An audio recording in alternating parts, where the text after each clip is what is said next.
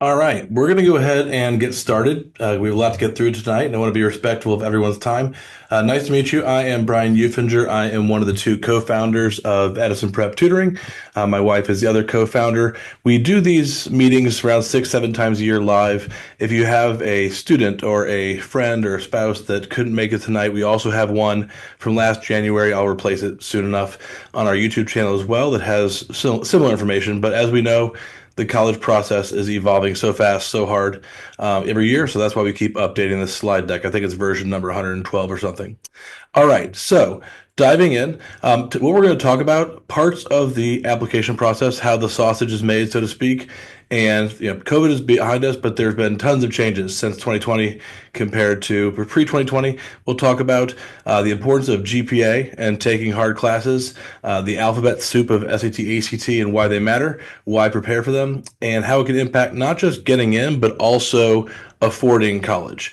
And then a little bit about what we do. I see some familiar names in the waiting room, so welcome. The next live one will be March 17th. They're usually on Tuesdays every 7 weeks or so. Now, our story, our background, we've tutored for 15 years. We just celebrate our anniversary, 25,000 students, and we've grown to a small team with 170,000 hours of experience. So we're big nerds and teach full time. We're excited about it. And we believe in hard work and gratitude. Both my wife and I paid for all of college, room, board, tuition via these tests. I'm not super athletic, and I grew up broke, and my parents said, find a way to pay for these colleges you love so much. I could lie to everyone and tell them I was a martyr and studied for a million hours. I quit JV tennis, and the most important letter there is J, junior varsity. Coach was not too broken up about it, but I had 5 APs, plus tennis, plus band, plus, too much. But I really just spent 1/4 of what one sport would take for one season. If I could convince most people on the planet to spend 1/4 of what one sport takes for one season, or a couple weeks of their job at Village Burger, they would shock their parents with what scores they could achieve on these tests. So, and I'm very grateful. I'm 43. I have friends who are still paying off student loans, and that's back when college was less expensive. It's more expensive now. So either getting in better schools, saving money. If you get good grades, take hard classes, get good scores. Either way, it opens doors to help things out. And we are nerds. We do still take the test each year. Just took the test this past October to stay fresh and keep editing our materials. Now, why we do this is even if many parents in this presentation, they were in high school in the late 90s or so, maybe earlier, later. Things have changed so radically just in these years. Admit rates have cost, college costs have spiraled. What's a normal number of APs? What's all the grade inflation stuff you'll see in a second? Things are just different. Almost no part looks the same. So, why the alphabet soup of tests cover what they cover is in school, in theory, you're doing reading, writing, math, and data analysis, and that's what's on the tests. Reading, writing, math, and data analysis. Now, let's talk about the tests. They're very misunderstood. SAT goes from 200 to 800 on two different sections, reading and writing and math. And a 1030 out of 1600 is the average. On the ACT, there's all the sections. They're from 1 to 36, and they take the average of the sections, with the average being 19.4. Now, the bottom of the slide is very important. What really happens in school lunchrooms is lots and lots of fibbing, because everything's confidential, but we see all the dirty laundry, and people refer people to us. I can't believe that you helped that kid Caleb get a 34 in the ACT. I just keep my poker face, but it's not about gossip. It's about self-esteem. Your kid might be sitting next to you on the couch right now, and you'll nudge them. Yes, unless someone has logged in live, maybe Sarah has that score she was telling you she has. So don't be part of the gossip and drama. Everyone scatters to different colleges, and these are very coachable tests. So if you don't like your first score, you can still study. Now, the curve is so silly because out of 1,600 points, guessing almost gets you halfway up the curve, just guessing. And they save the entire top 300 points just for 10% of America. That red box right there, that 300 points, that red box, literally 70% of kids who go to 4-year residential colleges fall in the 300-point range out of the supposedly 1,600-point curve. So whatever your student gets on their first mock test on the SAT, if they can improve their score by 100 points or more, tear up your old college list and start over. Schools that have an average of 1020 versus 1140 versus 1260 versus 1380 have nothing to do with each other. 120 points, whole different unrelated category. Mental model wise, each question's worth around 8 or 10 questions, depending what part of the curve you're playing in. So you can help your student understand, I have an 1130. You're 7 questions roughly away from getting the 1200 for the Georgia Zell Miller Hope Scholarship. Now, the ACT curve, very similar slide. It goes from 1 to 36. We call it our 10, 20, 30 rule. 10 is what you get guessing with the book closed. 20, 19.4, is the average, and just one kid per testing room gets a 30 through 36 combined. If you're looking at your student next to you right now, if they're watching, I guarantee they were saying there's no way that 30 is one person per room. I promise you it is. So again, lots and lots of fibbing. So same thing, does about 70% of the students who go to four-year colleges in that same 9-point range. So if you can move your initial score up 4 or more points, it changes the entire category that you're competing in. Now, every point you lose on the test is one of 4 things. Content, didn't learn it in school or didn't learn it yet. Speed, I'm smart, I know this stuff, I can't finish in time. Practice helps that. Stamina, the test has gotten shorter. It used to be as high as 3 hours, 40 minutes. Now it can be as little as 3 hours or even a hair under. So that's nice. And confidence. If your student has test anxiety, the best way to make it seem boring and routine, and I've been here before, just another day at the office, is to have them do lots of practice tests. I'll be honest, when I took the test in high school, I had a lot of money riding on it. It was very important. Had you taken my pulse outside the testing center? Thump, thump, thump, thump, thump. Now, when I take the test, like as long as I get my coffee, I care. But it's not thump thump. It's just another day at the office. So practice tests fix that. We have a monopoly in Atlanta apparently on smart but worrier for whatever reason. So that's our curse, I guess. Now, the thing is, while you prep for these tests, you can change your test scores. And you can't change semester grades once earned. There are these Facebook groups. Some of you are in it, like Paying for College 101 on Facebook. The group we love to hate. It helps with information and misinformation and stuff. And so in those groups, people always say the SAT and ACT are the most stressful part of the college process. It's a free country. You can believe whatever you want. It is literally the exact opposite of that, because you know what terrifies me? The person who got 11 C's freshman year. It's over. Like, you can't go fix those 11 C's. Versus here I am. As long as my MasterCard clears, I'm old.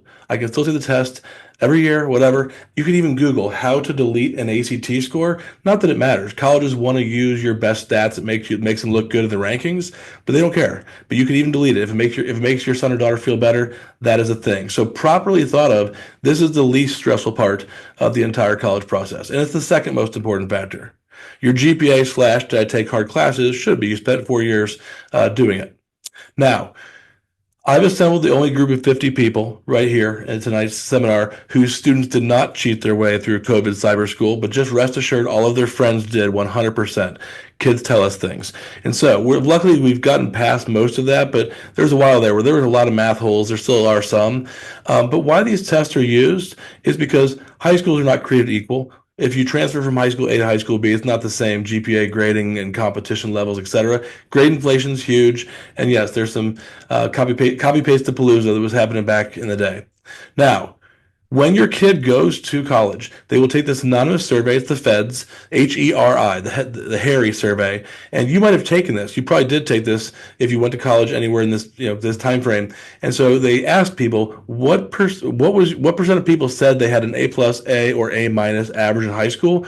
Many people looking at this graph, 40, 50%. It's now to the point where 80%, COVID didn't help. It's up to 80% of people are now self-reporting an A average in high school. So A stands for average, not for what it used to be. So you compare this, though, to this. From Eisenhower until COVID, the ACT average was always 20 to 21. And then since COVID, it just keeps going below 20 for the first time ever and keeps going down and down every year. And that's with some people opting out. Imagine if everyone were forced to take the test. Would it probably be 18? Probably. So this does not match this. And this is why admissions officers are frustrated. Now, let's talk about Walton. I call it a tale of two Waltons. So Walton and East Cobb, and then George Walton Academy just south of UGA, 2 Waltons. So Walton's very transparent. They publish these profiles where if you ask your high school nicely, Good luck. They might not, but they hopefully will. Your transcript gets sent with a profile showing what's the GPA distribution at my high school, what's the test score distribution, what's the normal number of APs, what are the math tracks, etc. Had a girl in my office yesterday who said, well, actually, Pace Academy, we don't rank. Everyone ranks because they send documents like this, so there's no hiding. So tell your student, keep their GPA up because there's no hiding from the GPA boogeyman. The data's here. Now, the thing is, I was on a very viral podcast I'll talk about later about how to cut the cost of college, and I've always loved Walton. They were always so transparent. They're one of the few schools that would publish their data like this online freely. And then after, because the podcast went viral, they started getting phone calls from out-of-state journalists about their legendary grade inflation. That was not my intent, so sorry if you're a Walton student. They don't publish this like they used to anymore. But you look at it, just in 3 years, and this is pre-COVID data, mind you. I can only imagine what it is now. 4.389, to be clear, at my high school, maybe a 4.18 would be valedictorian. It's fine. You can do whatever you want as long as you send the profile. So try to get a copy of this, especially if your student is trying to understand their context and the competition and where they might stand relative to other people from your school that are going to be applying. Now, not to be outdone, I didn't cherry pick Walton and East Cobb. They're not even close to the highest inflators. So at the other George Walton Academy over near Athens, the unweighted 17% of the entire student body never got a single unweighted B in all of high school. That's crazy. So that must be a really big valedictorian stage to fit the whole class. Anyways, the whole point is get this context because what you thought of it as a regular GPA in the 90s is unrelated to today. Now, that's why we start off with, is this an SAT presentation? This is how to get in college and save a lot of money presentation. We do it as a public service. So you look at this. At Walton, 4.013 is a top 30% GPA. You get a 4.013, grandma might be high-fiving you, etc., confetti parade. There's no confetti parade for an 1150 on the SAT. But at the same top 30%, there's this warped expectation of what a normal GPA and what a normal SAT is. So people talk about grade inflation. No one talks about grade compression. My wife thinks that I'm obsessed with this, but it's so important. And I love it. I love them. They're a great school. They're one of the few schools that's very transparent. And so this is from Lovett's database. And so you look at this right here. Forget the top left corner. Are you telling me that only 6% separates the top 25% from the bottom 25%? That is why, if you have a freshman, sophomore, junior, don't care, tell your student to work really hard, because if they work really hard and go up 3% while their friends are lazy and go down 3%, could you maybe leapfrog half the entire student body?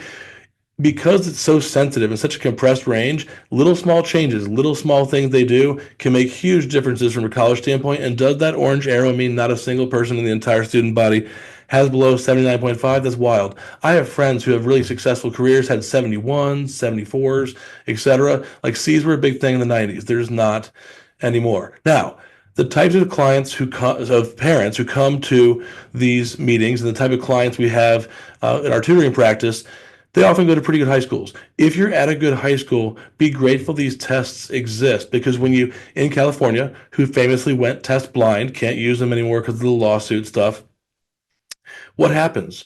At UCLA, I kid you not, this is I love screenshots if you can't tell already. Are you kidding me?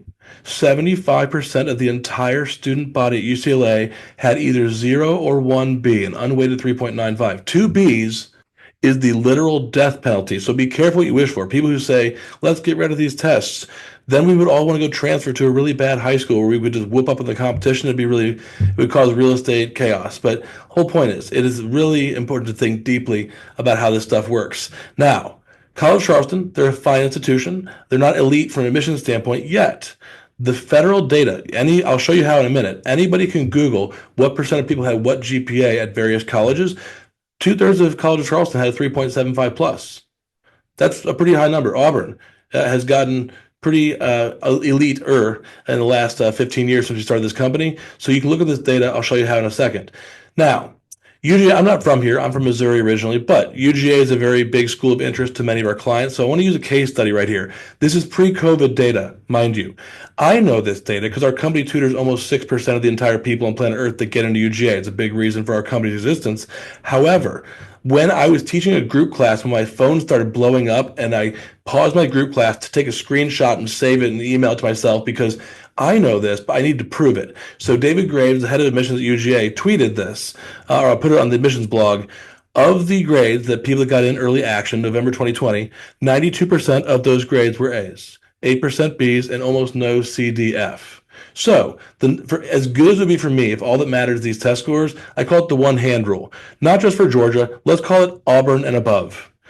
If you can keep your number of core Bs in the first 6 semesters before early action on one hand, there's relatively few surprises. If you need 2 hands, it gets dodgy. 2 hands plus a couple feet is going to be unfortunate, but just keeping that GPA up is the thing. Now, all the stuff I just showed you, therefore, based on what I showed you, the grade inflation, what should you expect your student to get if they take a cold mock test of the SAT or ACT? So, like at Riverwood, that's where my daughters will eventually go, a 3.7 at Riverwood is around a top 45% GPA. So if average Joe from Riverwood comes and takes a mock at our office any Sunday, they'll probably get around a 22 or 1120. That would make sense. But their parents don't realize that unless they've been to one of these type meetings. This is the cold score. You can study, you can super score and mix and match your best reading from one day, best math from another day. You're seeing the after product when people are bragging at some volleyball tournament about their kid's score. So don't worry with the initial score and think about the stuff we just covered. It helps. Now, I love that parents in the room are now old enough that I can use this slide. So, Billy Madison, not the most elite movie in the world, but High School A versus High School B, like I mentioned. If you to use this movie as an analogy, if you want to be a winner, go play dodgeball against 6-year-olds, which is what he did in that movie. So he could whoop up, right? So that's why. What are the SAT and ACT? Truthfully, they're a BS detector. They're a BS detector, first and foremost and only. Because if someone has a 4.8 GPA and an 11 on the ACT, that's weird. And that's less exaggeration. I see maybe not an 11, but I see 14s, 15s, I see 820s. I see all kinds of GPAs juxtaposed with crazy GPAs every week when we grade the mocks. It's a thing. So the worst job in the world is not a romantic job. People think it's cool. You can read essays and sip coffee and tea. Admissions officers are overworked, they're underpaid, they're living out of Hampton Inns, they're visiting your high school doing dog and pony shows. They do the best they can. They really are good people, but it's an imperfect process. GPA, imperfect. Who gets APs and politically and why and how many, whatever, imperfect. SAT, ACT, imperfect. Letters of recommendation shouldn't even exist. They're so imperfect. Every piece is imperfect. And so they try to take all that data and make a little bit less imperfect decision by having it. So they do the best they can. But they are also busy. They're drowning applications. They spend not as much time as you'd hope on each application. They can't afford to. Now, therefore, the big 5 numbers are what make up the entree on your plate of your application. GPA, number of AP and IB classes, dual enrollment classes, SAT, ACT. Those big 5 things are about 80% of the application's weight at many schools. And at some schools like Auburn that got rid of their essay, it's literally 100% because they just got rid of everything. It's just literally, you could almost write an Excel formula if you had enough data to determine what the algorithm is for Auburn. So 80 to 100% is keeping those numbers strong. You can't salvage a 4-year GPA with a potentially ChatGPT influenced 300-word short answer essay. So I can only imagine like when my daughters are applying to college 11 years from now, ChatGPT 34, who knows? So keep those grades up. Now, this is not just my opinion. NACAC, those are the people that are going to be reading your kid's college application. So the National Association of College Admissions Officers, they survey their people from time to time.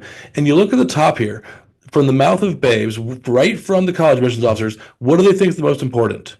Grades in all courses, grades in college prep courses, AP, IB, dual enrollment, strength of curriculum, rigor, same thing, and admission test scores. So put differently, the top 4 things are numbers, numbers, numbers, and numbers. So keep that entree strong. Parents who spend a lot of money on travel baseball might not like some of the bottom parts of this slide because it's not given as much weight as maybe people wish they would, but those are the fluffier things. And plus, can we verify it? Is anyone going to Google, did Bobby do 1 year versus 0 years versus 4 years of cross country at St. Pius? I wish they would. There's just not enough labor to do so. So it's no coincidence the 4 things that are the bulk of your application are the only verifiable things on the entire application. Now, Emory, what bothers me is I'm a pretty blunt guy. Candor is my strength and my weakness, is what my wife tells me. So the thing is, when I'm out and about, when there's not on a hot microphone around, people tell me things. I'm like, can I quote you on that? Oh, hell no. But finally, the it is finally turned. Emory's dean came out in the middle of Inside Higher Ed, the Wall Street Journal for our organization, and said, you know what? Frankly, we don't trust GPA these days. It doesn't really match like what it used to. It's not that useful. Therefore, going forward, Emory's going to be weighing external assessments more heavily than GPA, AP, SAT, ACT. So schools in general, but especially Emory, they're very big on, if you took the AP class, why do we not see you having submitted your AP score? Did you take the AP exam? What's up? And so they need that external validation. The things are coming around. So good for him. God bless him for being the first person to do it, because once he did it, other deans who were living in the shadows still believe that have come out since then. And Carnegie Mellon, Johns Hopkins, some others have said similar statements. Now, how do you keep that 80% solid? Every year, get great grades, get involved in some activities freshman year, etc. Do not study for the SAT freshman year. So if sophomore year is over and junior year is not, it's a great time to take these tests. But no, so that's the time for SAT, ACT. Focus on other stuff, freshman and sophomore year, mostly good grades and getting involved. Now, APs have risen a lot in popularity. Now, you can't be punished. If your school is very conservative and does not allow many AP classes, that's why that profile document is so key, because it adds context. If the max possible APs at your school is 3, and you took 3, good job. If a pretty common number is like 17 at your school, that's not unheard of at Lambert High School. Don't be the guy who has just 1. And so in the context of your school, whatever you can handle rigor-wise, please do so. But it is a good way of showing brownie points. I care. I'm taking rigorous classes. And I kind of like it. A lot of schools are saying it's your funeral. Meaning, if you say, I want to work hard, I want to try AP World History, they'll say, oh, well, okay, but if you get a bad grade, we'll make you drop down at the semester. So I like that kids who want to try hard are given a chance to try hard. Certainly it was very political and not that way when most of us were in high school. Now, the biggest reason to take APs, for better or for worse, is that weighted GPA boost. Think back to that Walton High School slide where if you got straight A's, you'd be in the top 38% because 4.389. So you almost have to take some hard classes to get your class rank up there. And sadly, it is better to get 100 in the AP class and not even sit for the exam than get an 89.4 to have that B that pollutes your GPA. So I'm not sure if that's good or bad, but that is the truth. Now, no one talks about APs being graduation insurance. So underrated. So my wife and I both double majored and minored in 4 years, not because we're cool, mostly because we both walked in with about 12 credits. If you walk in with 12 credits, even if you have an oops of a semester, you're probably going to graduate just on time and not be a super duper 5th and 6th year senior. So that is because forget $500 scholarships from the Alpharetta Rotary Club, graduating and not having to drag out an entire extra year of tuition. So if your student tries hard all year, do not let them opt out of that exam because they could be 3 credits, 6 credits, etc. It's a big deal. Now, admissions officers are drowning. So my buddy who worked at NYU, he left. I can't take credit for the meme at the bottom here. He made it. When he started there was around 32,000 applications. When he left, there were around 132,000 applications. Same number of employees, roughly. So they're drowning in applications. So if you have 19 Cs, they always say holistic, holistic, holistic. If you have 19 Cs, are they going to read your application? No. If you're Carson Beck, could you have cuss words in your essay and still get in? Because yes, they're not going to read it. You're the quarterback. We're good. But if your student is that not a special category like that, yes, if you're right there on the cusp, the essay can be an easy way to throw you over on this way or over on that way. So do a good job on that. But again, keeping the nucleus of your application, the grades, take hard classes, test scores strong is very helpful. Now, paying for college 101, that group we love to hate. I love this tour guide. She was a little too honest. This lady goes, wow, 100,000 applications at Penn State. How many admissions officers do you have? And she just deadpans 8 or 9. She's like, what do you mean? And she more or less says, well, I mean, unless it's the honors college or business, the robots do it. And mind you, this slide is like 5 years old. Imagine with AI now. So yeah, the robots do a lot of things. So that is why you want to keep your stats strong enough to get yourself into that ballpark of being read. Now, Carol in Topeka is what I call her. If you're looking for a side hustle to help pay for your kids' college, you can, in your basement, in your pajamas, read applications. Go on Indeed.com. There's millions of these roles. So most parents don't realize the person who reads your essay likely will never have set foot, nor will they ever set foot on the campus. And that's wild. So it's not illegal. It's not like one school is doing it and nobody else is. They're all doing it because they're drowning in applications. Because the Common App is, if I could ban one thing, the Common App, because the Common App is just mom's credit card, spray and pray, click, click, click, click, click. We should not have this many people applying to 20 schools, but they are, and it's causing traffic jams. Like Georgia Tech has gone from 3 readers to 60. So that is why, and they grade it on a rubric for this many points, whatever. So if you think that a essay can revive your otherwise the rest of your essay from the rest of your application from the dead, it probably can't do that. Now, waitlists, just one quick note on waitlists. They are for the benefit of the school, not your student. I picked a middle-of-the-road university, not elite, not low-ranking, Fairfield in Connecticut. They put 6,300 kids on their wait list. 85% of anyone who didn't get in got on the wait list. It's very hard to get rejected. But then they only took 9. So if your kid gets waitlisted, make alternate plans. And like Mega Millions, if you happen to win the lottery, then congrats. But it's not healthy to let kids attach and think that there's a snowball's chance, because at most schools, it might be 9, it might be 0, it might be 12. It's not a lot. Now, I love this slide because it's so important to learn the difference between early decision, early action, and regular decision. Early decision is binding, meaning if you get in, you must go with whatever financial package comes along with that. Early action, you find out early, but it's not binding. And regular decision is just regular decision. Now, Tulane, let's pick on them. So you get in a ridiculously higher percent at many schools, not just Tulane. You get in 68% of the time to Tulane if you apply ED. To be clear, that's much higher than Georgia State. That is 300% more often than Tennessee. So yes, ED is huge. EA is 9%, and our humble little one location company tutors more people each week than Tulane let in regular decision on the planet. It's like a 1 in a million chance that you're getting in. So it's a big deal. So that is, if you can play that card, you can double, triple, quadruple, or in Tulane's case, they care about FICO scores, not test scores. You get that money, let's go. And so this is an awkward thing to talk about, but you guys are the clients. I don't care if Tulane's mad at me. They know exactly what they do. Now, regular decision is becoming increasingly irregular. So you look at this graph, data from the Common App, their annual report. And so if your student can get their essays done in time, why not apply and get 2 shots at it? Does Georgia give away a little over half of their spots via the early round? It'd be great to be in the mix when you can do that. A lot of schools, just to de-stress students, say we don't care which round you apply. I look at this data, and it's easier to go shopping at Kroger before all the shelves have been cleared out before the snowstorm, is how I explain it. So if you can get your application essays done over the summer, you'll thank yourself later. You can apply early with other folks. Now, please help your student understand their context, because students always tell me my safety is school X. If your safety is a school you wouldn't actually go to, it's not actually a safety. And so help your students understand and have an honest conversation about that, having safeties you would actually go to. Now, let's talk about combo tests. A pox upon our industry are these fake combo tests that are written by actual tutoring companies that have 0 authentic questions. So we offer free mock tests. A lot of people offer free mock tests that are tutoring companies. We can interpret someone else's, take it anywhere as long as it's real. If you ask the company, is this a recent full-length real exam, they can't immediately say yes, run away, hang up. Because I have a whole folder of screenshots on my computer of these. So one of our students from Weber, awesome guy. So he took a mock test at his school. He swore up and down, no, this is a real full-length test, I promise.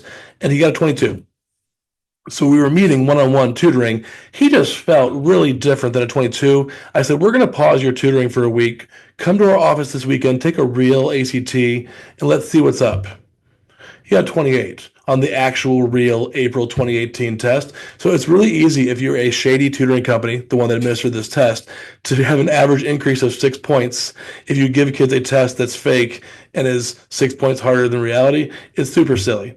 But yes, the bigger the company, the more they're owned by Wall Street, the more, because most companies you've heard of are actually owned by hedge funds and private equity. But yes, they use fake tests most of the time. So use real tests, or you can just go on Khan Academy or the Blue Book app and do it in your living room for free at any time. Please do.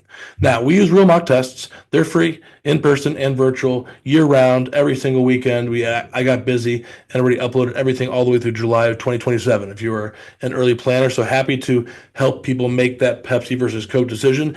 If you have a student who's fighting you, who doesn't want to take both mock tests, most kids take the PSAT in October of sophomore and junior year. You can totally use a PSAT from sophomore or October or sophomore or junior year and compare it to a mock ACT. So if I can just get them to take one mock test, it's enough to help them know, should I do SAT or ACT? Now, when to take them? Take mocks, ideally, honestly, before junior year gets busy and hectic, if you're going to be in pre-calc as a junior. If you're not, if you're in Algebra 2 as a junior, maybe wait till around Halloween and then take it so you can do some second semester planning. Now, I got a phone call. It was pretty funny. The 11 Alive lady called me on the phone and said, I'm looking for Brian. I'm like, that's me. She goes, I've heard you have a lot of data on why test optional is a big lie. So I am one of the foremost experts on test optional in the world. I've spoken at 5 national conferences, 2 more this coming month on the topic. I'm that guy. So some people spend money collecting watches and things. I collect test optional data. It's okay. So here's me presenting at Clemson last year. So she came. We had a ball. She was given a rubric by her producer to make the story say this about test optional. I blew her mind. It was a much longer segment with the exact opposite of what we all commonly thought was real. So the most secret thing in the world is the nuclear launch codes, and that's probably a good thing. But the second most secret piece of data in the world is the admit rate with and without scores at American universities. They will not release it. Believe me, I've tried. So I'll show you in the next few slides some fun stuff. So, but let's pause. The landscape, about 8% of colleges are test blind, can't use the scores at all. Mostly just the University of California system, the end. And about 10, it's grown to about 13% of schools are test mandatory. There's that messy middle of 80% where, like, what flavor of Baskin Robbins 31 flavors of test optional are you? And that's what we're going to talk about. So first of all, what does optional mean? Test optional does not mean test blind. People use them interchangeably. Brushing your teeth is optional. It's very highly encouraged. Taking AP classes is optional. It's very highly encouraged. Getting good grades is optional. Writing good essays everything is optional. But that's why when you think about it that way, it's like, oh yeah, if I'm applying to Indiana's business school, it's a really good business school, and there's an optional why business essay, should you write it? Of course you should. So optional just means we will not automatically clerically reject you if you don't do it. And even at schools where they're optional for admission, they're not optional for the merit aid oftentimes. Most famously, Alabama, who a 30 at Alabama, 112 grand, no questions asked. Whereas, at least for the moment, they just announced they're going back to mandatory at Alabama. But yes, we have tons of students who are dialing for dollars, just trying to get that 30 for Tuscaloosa. Now, Rick Clark. He's an awesome guy. He's the former head of admissions at Georgia Tech. He is no fan of standardized testing. He'd be the first to tell you that. And even he said, roughly paraphrased, what we're doing to these kids is not right. In an ideal world, we would publish the stats for the admit rate with and without scores and who applied and all the percentages so kids could make an informed decision. But we're not living in that ideal world. Everyone knows, everyone in our industry knows this, that we're not doing right by the kids. Now, there are factors that tell you, am I allowed to be test optional more or less? Am I applying for scholarship programs, merit aid, homeschool kids, famously, obviously, because you're the valedictorian of your living room if you're homeschooled. So there's just all these different categories for honors college, other things where you might have to submit scores even at a test optional school. Elon Nursing, one of my favorite Riverwood students a couple years ago, her mom went from being polite church lady to biblical rage. She felt deceived because they were on a tour at Elon Columbus Day of senior year. Her daughter had never taken a standardized test. Randomly, some lady said, so Elon, you're test optional, right? The only word you want to hear is the word yes. She goes, well, I mean, not for business or nursing, but I mean, yeah, mostly. She wanted nursing. So we went for on 4th and 38, and luckily she got a score for Elon Nursing. But her mom sent a letter to boards of trustees telling them what she thought about their attempted dishonesty. It's not you going to college, your student. It's on them. If they want to apply a strategy where they send their scores some places, not other places, you got to read all that fine print because it is super fine.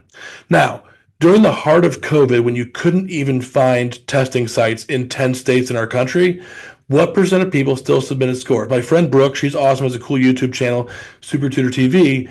This is the least submitters. So mostly it looks like the West Coast and a little bit of the Southwest. That's where things are a little more truly optional. So 22% roughly at Pepperdine. At Pepperdine, if your kid wants to go there, just let them go enjoy junior year and have fun. You don't need to send scores because it's 22%. On the other hand, even during the heart of COVID, at schools that are not on the West Coast and or schools that are a little more elite in the rankings, pretty much set to 3/4 all the way up to over 100%. Some people submitted the SAT and ACT at Georgetown, so nothing really changed. Our business didn't slow down 1% during COVID. We were the exact same steady state, and that's partially because a lot of moms, if they had been in the cubicle world, they heard the word test optional and they were like, this is corporate doublespeak. I've been here before. No, honey, you're studying for the test. And some people did not get the memo, found it the hard way, and paid a much different price tag for college. And now their younger siblings are studying way harder. And of course, this is old data. A lot of the schools on this page are back to mandatory anyways. Now, I admire Pittsburgh. Pittsburgh, some schools, they break out the context. Like, oh, in nursing, 11% of the class was test optional. In arts and sciences, 54% was. The more number-y your major is, engineering, nursing, business, etc., the less likely that the test optional is a real thing versus like art, etc., more likely. And that makes sense. Now, there's a spectrum of test optional. Test required is the first one. Every year, more schools go back, Alabama just last week, most famously. And it's not about being a highly ranked or lowly ranked school. Like Kennesaw and Augusta and Georgia State, Georgia Southern, all of them went back too. It's not just the Ivies, as you hear covered on CNN. Now, Purdue coined the term test expected. There's a couple schools that call themselves test expected because they expect tests. So 97% of those who got in sent scores. Then there's also test required with rare exceptions. Let's pick on Duke for a second. This is very telling. Look at the top of the page. This is federal data. I'll show you how to find it in a second. 47 plus 46% is 93%. 93% of the kids that enrolled at Duke, and probably about 97% of those that got admitted at Duke, sent scores. So the governor's kid, the quarterback, whatever, pretty much, if you're just Sarah from Alpharetta, no, you don't count. This is not for you. So Duke is test optional, but not really. Now Auburn, they coined the term test preferred. We prefer them, but they also famously just went back to mandatory a few months ago. Now, to be clear, I'm a guy who sells tutoring. So you might think he's trying to sell tutoring. Look at my arm. My arm represents the West Coast. If you're looking at a school that is in one of the 3 Pacific states, my joke is they are test optional, laws optional. It's a different world out there. And so 99.99% of all students we've had get in anywhere meaningful from a test optional basis. We've tutored 9,500 kids since COVID started, have been squarely in those 3 states. And so, yes, it depends on where you're looking. Now, this is just a fun slide. Nebraska is GPA optional. As long as you get a 20 or higher in the ACT, let's go. But that's okay, because think about it. Remember my slide? A 20 is a top 45% ACT score. That tells you a lot. Whereas a 3.0 at most schools is the bottom 15%. So yeah, a 20 is probably 3 times more elite than a 3.0. And so you can have some fun with numbers. Anyways, now this here is one of the most practical slides. If you want to take a picture of a couple slides, this is one of the ones to do it for. It'll blow your mind. If you Google common data set and then a university's name, it pops right up, these ugly PDFs. And you want to go to table C7 and C9. They tell you, what do we consider important? Rigor, class rank, test scores, whatever. And then it tells you what percent of people submitted. So that Duke slide right here, that's from the table C9 that tells you what percent of kids sent scores. And I was presenting actual Clemson at that conference I told you about. Super awkward because there's a guy in a purple tie who I'm pretty sure was the dean of admissions there. He came in to listen to my presentation, and my slide deck was already loaded on the computer. I can't change it, but oh well. But this is not my quote. This is the guy from Facebook, this dad, saying, kind of crazy that Clemson's test optional, yet they say this test scores are not just important, they're very important. And then the essay and everything else says consider. This doesn't match. Now, who's more likely to benefit? If you take the scores away, it puts a magnifying glass on everything else. So if your student is the secret valedictorian of your high school, but has very bad scores, okay, then roll with it.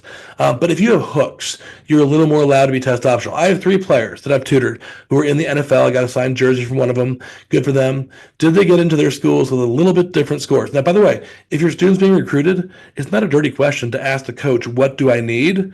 they will tell you very clearly. They know how much pull they have or don't have. So ask that question. You might be closer to getting the score you need than you thought. Now, the four-legged stool, the analogy I use, I'm not even an admissions officer, but if you just tell me, here's Caleb, he goes to Lakeside High School, he has this many APs, this GPA, this test score. Could I get the majority of the way to an admissions decision on the majority of schools in the world with just those four? For sure, because most colleges admit most applicants. It's not the hardest thing in the world. Why these tests are so useful, Jimmy Carter, Bill Clinton, today. Is a 25 always a top 1/5 score in the ACT? Whereas we have epic grade inflation, they keep the percentiles roughly the same and have since literally the 60s. And that's why it's useful, because an admissions officer can say 25 means a top 1/5 kid, gives great context, and it helps them go faster. The dean of admissions at Duke is so polite and hilarious because during the heart of COVID, he was on all these webinars trying to help parents not worry. He goes, when we read the applications, there were certainly some students where we wish we'd had scores, and we didn't. If you zoom in really closely, what he's really saying is, well, everyone else at Johns Creek High School, except for you, Caleb, sent scores, so what gives? And so that's awkward, but that is why if there were scores available, if there were sites available, which here in Georgia, we're the second best availability during all of COVID, they really expected scores. Now, let's just roll through the whole Ivy League. We're not going to do separate slides. 7 of the 8 Ivies have gone back to mandatory in just the past year and a half. Harvard reneged publicly. It was very awkward because they promised being test optional through 2030, but the data was so damning they had to go back immediately. I'm 5'9". If you put me on the Atlanta Hawks court and say, hey, Brian, go dunk, that is cruel and unusual punishment. Having these kids who have a GPA of a unicorn, nothing, whatever, 4-point gajillion, but an 11 on the ACT they didn't send, that is cruel because you might end up flunking out with student loans that you can't discharge in bankruptcy. That's not great. And you've probably seen it by now. On the right-hand side here, this has been on Harvard's website for 15 years. That paragraph, they've always said it. SAT and ACT tests are better predictors of Harvard grades than high school grades. Well, of course they are, because no one gets anything but A's in our inflated world. And then every school says the same thing. Yale says single biggest predictor of how you do, la, la, la. But it's not just Ivy League worship. It is public schools too. UT Austin also reneged. They promised to wait and do a pilot. They had to go back very fast because kids were failing out. So people were getting 0.86 lower who got it without scores, and they were failing out 155% more often. The very moment that UT Austin went back mandatory, their applications went up 48%, not because kids cared, just because even during COVID, no one did not have scores. Everyone has scores back in COVID and now. So the jig is up pretty much. Now, this is the kind of thing. I grew up broke. My dad climbed telephone poles for a living. So I have a soft spot for I teach some pro bono boot camps in South Georgia. I can tell you some fun stories. So when I spoke at Clemson, this guy came up to me afterwards. He said, man, I love your presentation. I wish my boss were here. I said, why? He's at a school where he's the number 2 and they are a test optional school. And he said, is the context. He said, yeah, if there's some kid in South Georgia where he has a good GPA and a 26 ACT, where the school average is a 16, I want to see those scores because the context, I'm letting that kid in. He's earned the right. So when we just chop out the data with blunt rules, like don't send it unless it's a this, that we make worse decisions. And I said to him, can I quote you? And he said, quote, I have a mortgage, which is the best response. I said, can I say where you work? He said, you can say my athletic conference. And that was where he settled. So there's a guy in the ACC whose school is still test optional that really wishes his boss would listen because it's that context. Imagine if you went to Andover, Exeter, the fanciest school, boarding school in all the land, and only got a 22. Like, what the hell happened? Versus when I teach these boot camps where there's never been a single person get a 30 and this kid gets a 28, like, let's go. So it's context. Now, one last thing on test optional, and that is Auburn, before they went back mandatory. I love data and evidence, so I'm not sure if the audio clip will play correctly depending on your device you're on, but I paid my student to record a voice memo asking the dude at the Auburn tour what the admit rate was with and without scores, and he said this.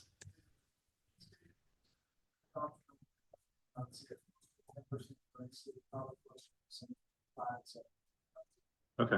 So I do admire his honesty. He could have just said, let me research that and get back to you. So is Auburn still a coin flip?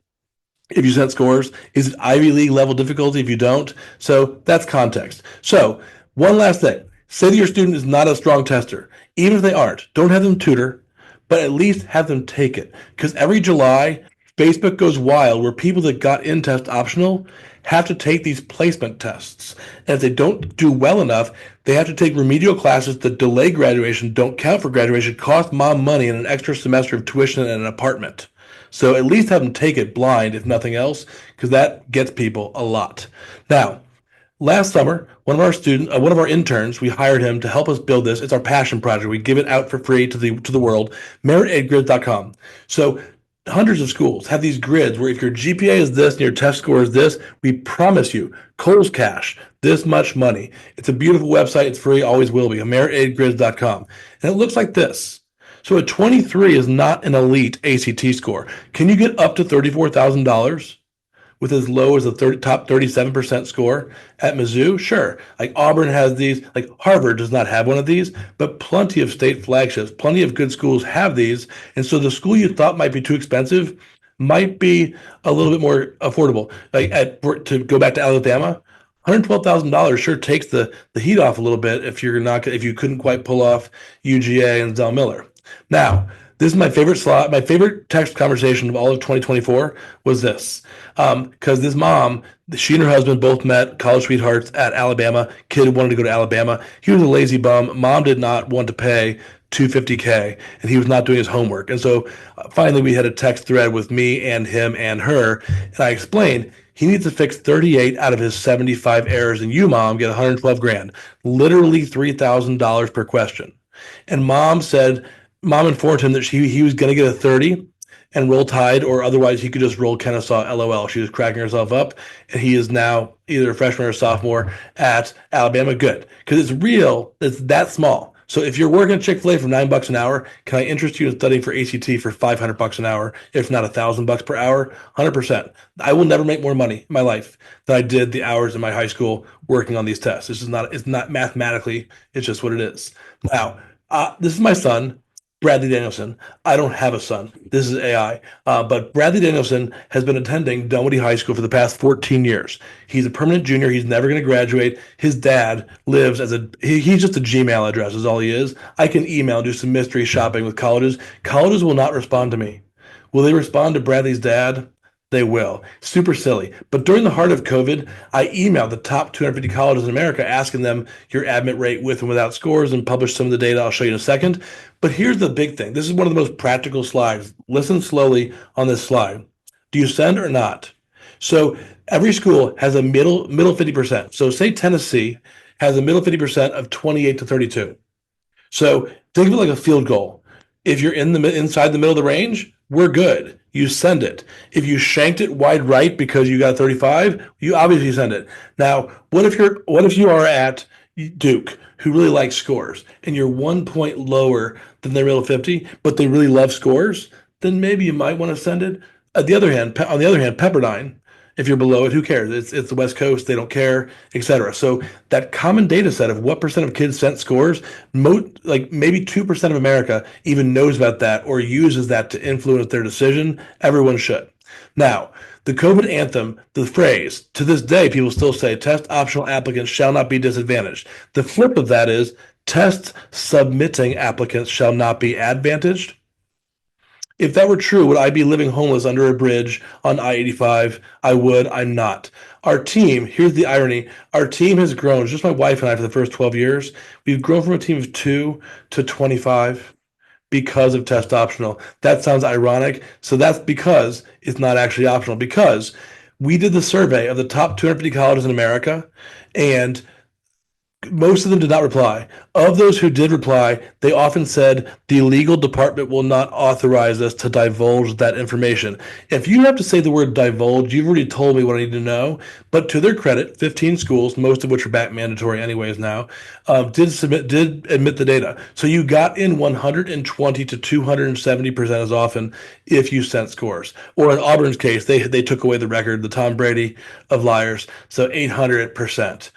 So that this is, to me, I'm pretty mellow. It's hard to get me mad. Just be honest. Our students who got in with those scores because they're NFL players, I'm fine with that. Like, just you gotta be honest about the rules and how things really work with kids. So I love this slide because admissions officers, by definition, have to say holistic, holistic, holistic, holistic. This is not even just undergrad I'm talking about. One of our favorite students from Marist thought of me when he got into law school. He's at UGA Law School right now. Look at that Berlin Wall. Does it even matter what your GPA is?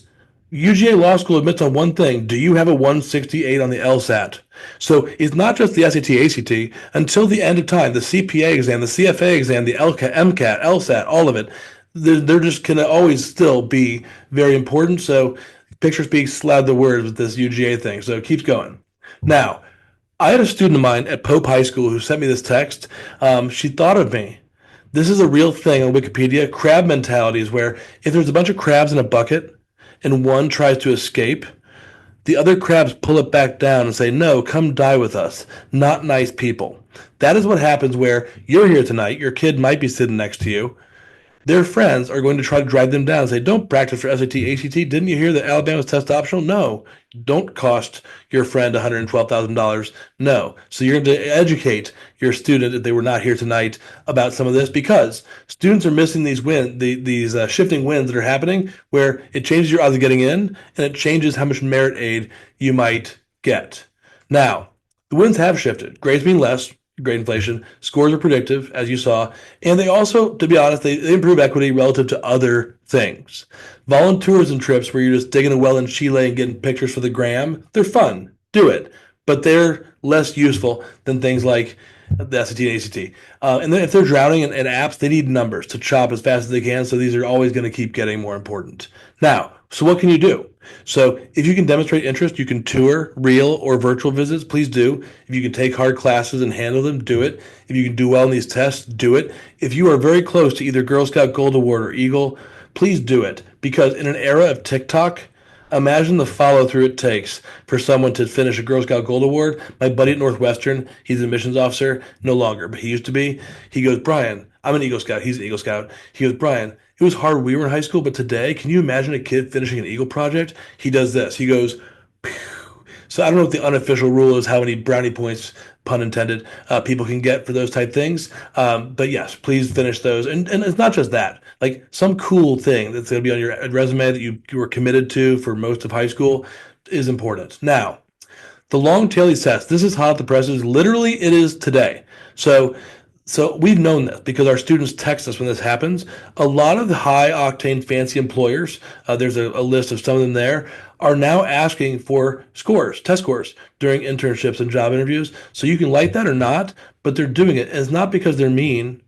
High school grade inflation has made high school GPA kind of worthless. College also has immense grade inflation you might have seen covered in the media this past year. So if they don't have GPA to go on, it's no surprise that they're asking for this. So that's all the more reason to study hard for these tests. Like, I don't know how I feel about that, but that is what they're going to do because GPA at all levels can be flimsy. Now, the UCSD bombshell. Some of you have seen this the past 2 months. As far away as New Zealand, they've been covering this story. So when California famously got rid of scores, what happens? Universal tie with a 4.0 for all these people. So I kid you not, in the UCSD bombshell report that their own professors wrote, 25% of UCSD kids could not solve that equation down there. Now, I love my daughters. They're not Einstein. They're above average. They're awesome. They're really smart. My daughters, they're 7. They could definitely get that. They could definitely have gotten that 2 years ago. And this is why it's a freaking mess. And honestly, the bombshell is what's going to cause, I'm calling it right now, 2 years from now, they will not be test blind. They'll at least go back to test optional because right now, not that they weren't ever the laughing stock, but the UC system right now, because of this, for every orifice of every media channel, they're laughing stock of everything because of this report. So read it. It is just page turning. You won't believe any of it. Now, that is all context for, okay, so you convinced me. How many hours should I study for this test? It really is not about anything other than how far away are you from the score you need for the schools you want. There's no such thing as a good score or bad score. It's all relative to what you need for the school. But think back to my tennis analogy. The people that send us crazy numbers of emojis on test day spend about 60 hours oftentimes, aka 1/4 of one sport for one season, or a couple weeks of what they might work at Chick-fil-A or whatever. So coaches say give me 110%. I say give me 5%. Because all the time, parents call me when their kids are at school, and you love them, but a lot of times moms lead with, "What are we going to do with her? Did you see what she got in the mock test? You're fine. If you got a 4, we're not fine. But what you think is a bad mock score, I see that every day. We'll get there. You can take it multiple times. You can study. You can super score. You'll be fine. But if you think your kid's a pretty weak tester, you might want to take mocks earlier so you have a longer runway with which to practice." Now, David Graves, head of admissions at UGA, mic drop moment. I was at North Point Mall speaking at this little college fair thing, and I was the test prep guy. They had another person from UGA there on the stage. And some mom says, "How do you handle it? My kid has so many extracurriculars." And the guy goes, mic drop. He goes, "Extracurriculars are just that, extra." So once your GPA, your curricular is handled, yes, then all the brownies and side dishes and all the other things come into play. But get that entree, back to my entree analogy, first. Now, UGA case study. So if you're interested in UGA, it might look scary if you look at the webpage, but look at the bottom of the page. This is very important, very, very important, no matter where you apply to college. Schools play games with their numbers. There's numbers for kids who are enrolled versus admitted, and they play dirty, dirty games. Because is the valedictorian of Westminster going to apply to Alabama? Of course they are. Are they going to go there? Of course they're not. But they're bringing up Alabama's admitted average. So be a careful consumer of what they're showing. So is UGA's average for early action 1419? It is, but regular 1365. Why? Because all those honors college kids bring that first part average up, and of those who enroll, 1350. And because you can super score, is my professional, I'm pretty deep into this, is my professional best guess that the best single day score most kids at UGA walking around as freshmen have around 1300. So if your kid gets a cold score of 1180 and they're panicked because they look at 1419, help them understand, no, a lot of people walking around 1300. That doesn't mean you get to have a 1300, but it makes it seem like they're not so far away to not even try. Now, I maintain a beautiful free thing. I should charge for this, but I don't. EdisonPrep.com/UGA is a labor of love. If you Google UGA admission statistics, we are on the first page of Google for a reason. A decade or more of data. Here's all the data going back forever. So now what? It's just free college counseling and strategy info for UGA. It's a great page. Now, there's the half of America that cares about these tests and the half that doesn't practice at all. But the half that does care is practicing more than ever. When I was in high school, outside the debate team and marching band, the average person was not studying even more than 1 hour for these tests. Now, even people who don't care that much are studying a lot longer. So the bar has been raised for that 50% by a lot. Now, these are our babies. So we wrote our own books. We revise it each year as part of why we take the test. And your students are our best spies because we get intel from Reddit, from us taking it from your students. Because if you're just trying to go from a bad score to an okay score, any book is fine. But if you're using words like Auburn or Georgia Tech or UGA or the Ivies, you can't afford to be using a book that was revised 5 years ago. They keep on dumping inverse functions, hyperbolas. That they keep on revising adding new things to the test. Now, how we're different. So we're small. I was a snob. We didn't hire for the first 12 years because we were being snobby about it. We had to grow because we started having a 1-year wait list. But to be clear, we have 18 people, well, now 25, with over 170,000 hours experience. The average tutor running around Atlanta is a college kid, a college freshman has done it for less than 200 hours before they quit. Thing is, if we can't help you, at least let us help you. There's 60 full-time tutors, roughly, in all of Atlanta. Almost 30 are under our roof, and we're friends with most of the other 30. So if we can't help you, at least let us refer you to another professional, because most of what's out there is kind of silly, college kids and experience, etc. So that's why we're snobs at it. And we actually publish our scores. So I am the only person who's ever gotten back to back 36s. We're nerds. What we do, my wife beats me on the SAT because she teaches our SAT classes, but we're nerds about it. And you actually do. Fun fact, you do get a letter from the CEO hand signed of the ACT if you get a perfect score on the ACT. So we publish all of our stuff. We don't walk the walk, we run the walk. Now, this is what we did for my mom, because my mom was all worried the test optional was real. I told her, "Mom, you don't understand, it's not." So we signed this at our company holiday party and framed it for her so she didn't think it was as funny as I did. Now, the thing is, you deserve better. We can't help everybody. We're still a small company. If all we did was tutor the entirety of Lassiter, Pope, and Walton, that would fill the entire company fully. So there, we tutor kids from 120 high schools. So let us help you refer out if we have to. But the thing is, my wife thinks that this URL is a little bit on the nose, but I like it a lot. So edisonprep.com/our industry is broken. So there's a website called glassdoor.com where employees can share what their wages are.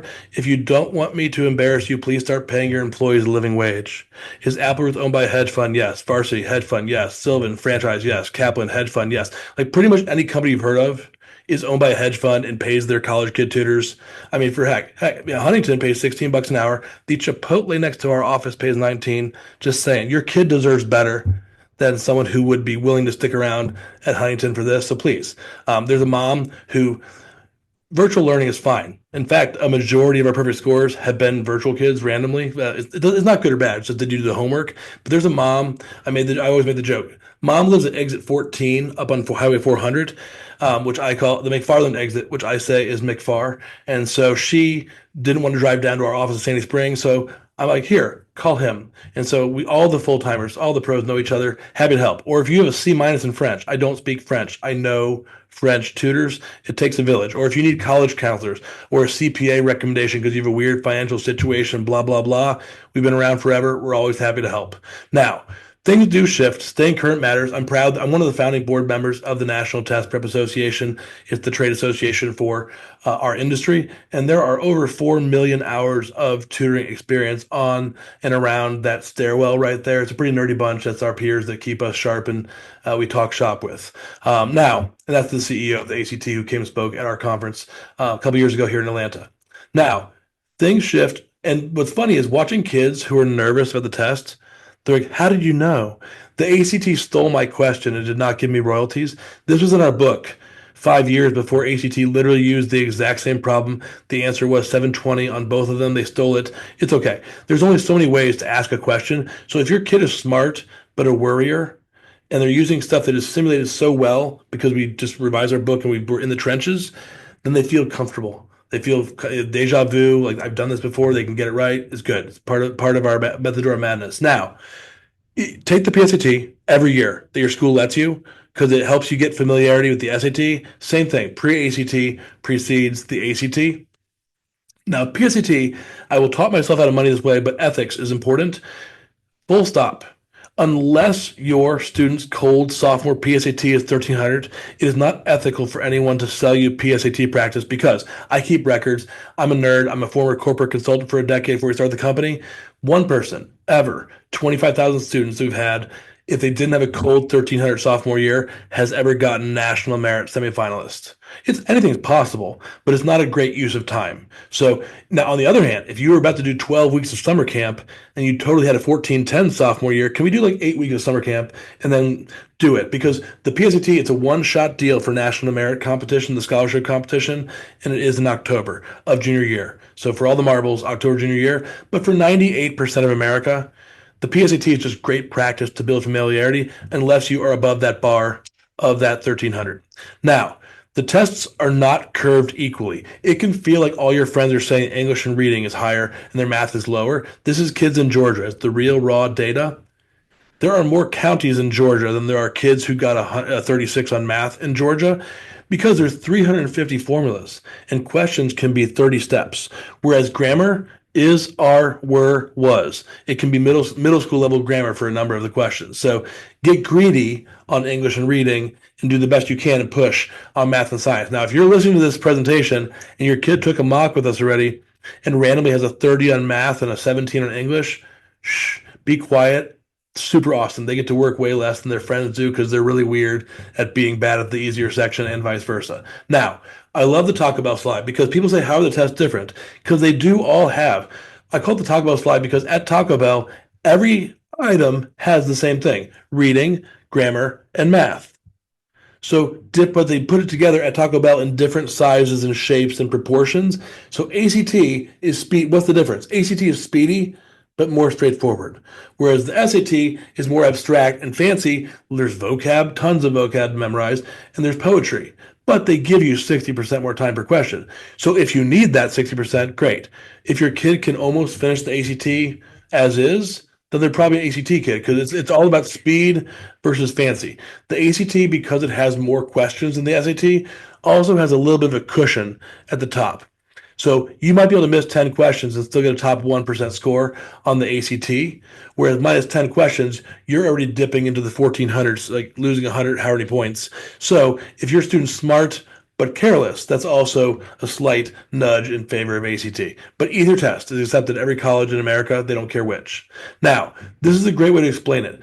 The SAT reading is like reading The Economist at a mall walking pace, whereas the ACT is like reading Newsweek, but you're moving. So that is a great way to explain it. Now, here are our daughters. They love our calculators. We get calls all the time. I should not know what Dodgen is.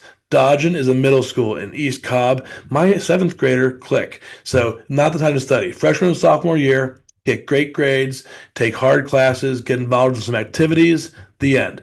The only exception, so it is second semester. So without us even asking, all the class of 28 sophomores that are a little bit higher achieving academically, not taking necessarily, but starting to RSVP, after spring break or something for some mock tests, so that way before they scatter for the summer, they can map out a plan for the summer or the fall. So yeah, that is good. So if the only thing someone who's going to be in pre-calc or higher as a junior does sophomore year is takes the mocks, you are ahead of the game. You're top 10% planner. Good job. Now, this is a very, very busy slide, so don't worry about it. But if you go, the high-res version of this is on our webpage, edisonprep.com/mocks. It's a great flowchart. Hey, what grade are you? What math are you in? Hey, do this. So it de-stresses the whole process, so you make sure you take the tests and the mocks at the right time. Now, why the two tests changed. The SAT changed 2 years ago to go fully digital. The ACT just changed 3 months ago to be the enhanced ACT. They changed because of market share and TikTok, sadly, not for any educational reason. The SAT tried to scoop up market share by making the test 1 hour shorter than the prior SAT. Kids are lazy. They want to get out of the test faster. And then they spread the word. Did you hear it shorter? Did you hear it shorter? I think half of those are bot accounts on TikTok from College Board. Did you hear it shorter? And so kids were easily bribed. So the ACT had two choices: make their own test shorter or die. And so they changed to make their test shorter too. So now we're back to a stalemate where the two tests both got shorter and they're both the same length. Doesn't matter. So you might wonder why they changed. That's my take. You won't hear that take at the junior night at your high school, but that is the truth. Now, the digital SAT, if you've ever seen, it's like if Adobe Acrobat and Google Forms had a baby. That's all it really is. It looks just like you would have on the GRE or some of the grad school tests if you took those. So same content, parabolas, commas, etc. Very similar, just shoved onto a computer format. You cannot take the SAT on paper anymore. Now, this is probably looking like what the slide you're going to see at your high school junior night is. No, this is so confusing. It makes you want to tune out. I love this instead. We've all seen Charlie in the Chocolate Factory, and there's Veruca Salt.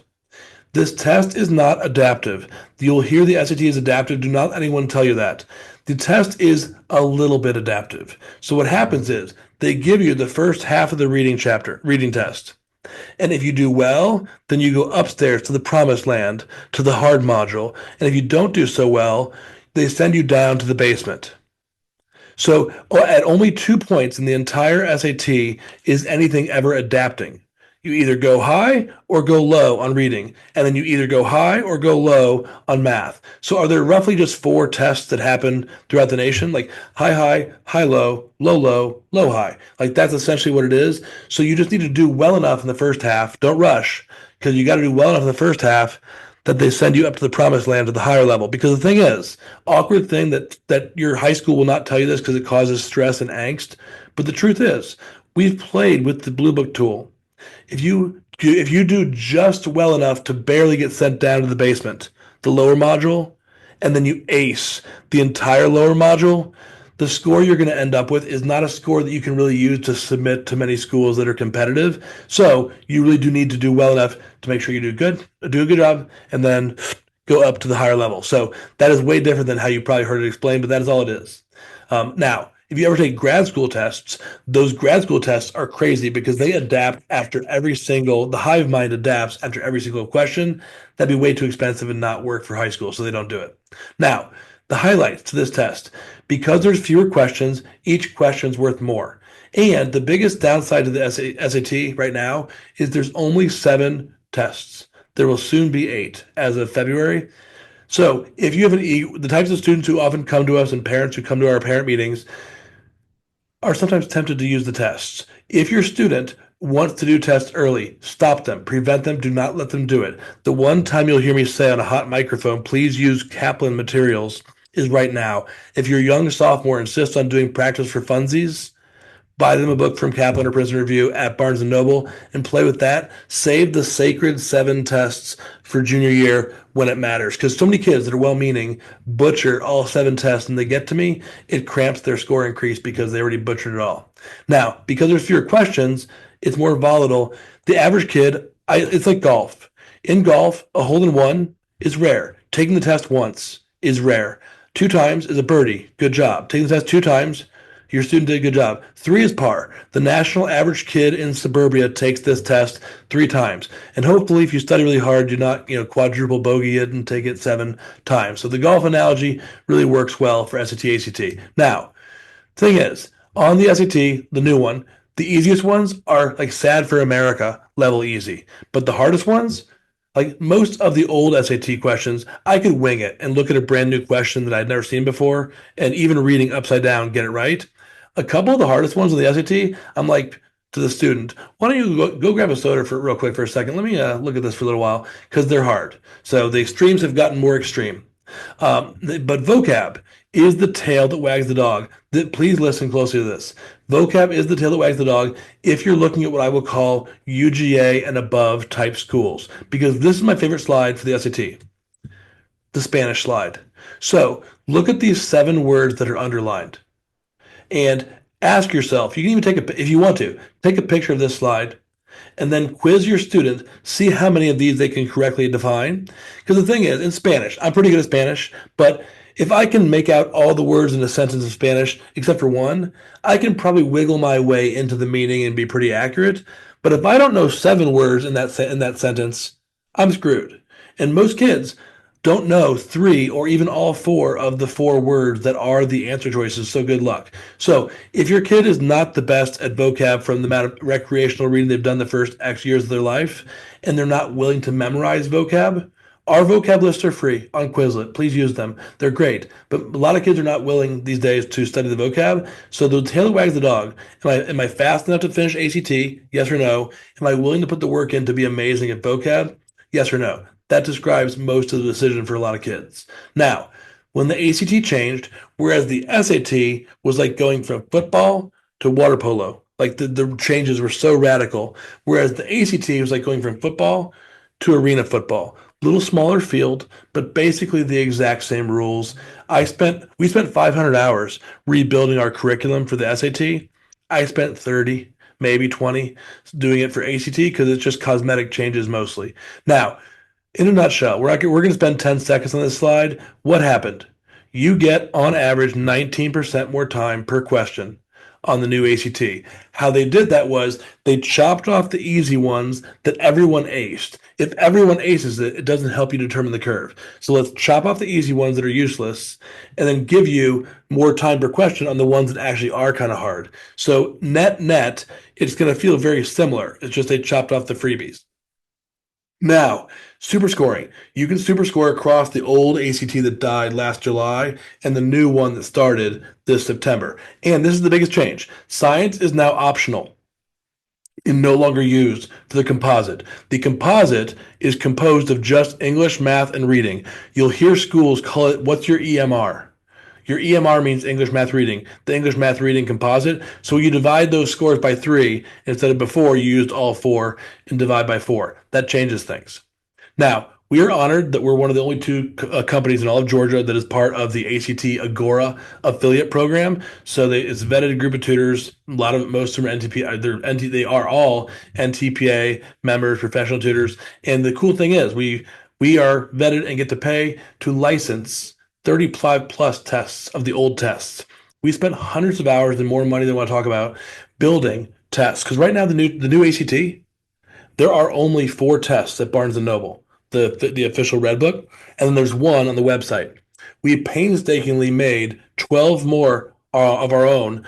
They're 100% real questions from tests that are 3, 4, 5 years old via those tests that we licensed from the ACT. It's a pain in the butt, but it's built. Because the thing is, even a lazy person will get through 4 tests. Nobody gets through 17 tests. I mean, a couple do. But yeah, so you're good. So essentially, even though we're 3 months into the ACT being new, we already have enough exams for anyone who's ever going to need anything forever and ever. So we're excited. So yes, TLDR, no one at our company is ever running a test. And that's a real difference. Other companies do not have, they just have the 4 tests or fake tests or other things. So yes.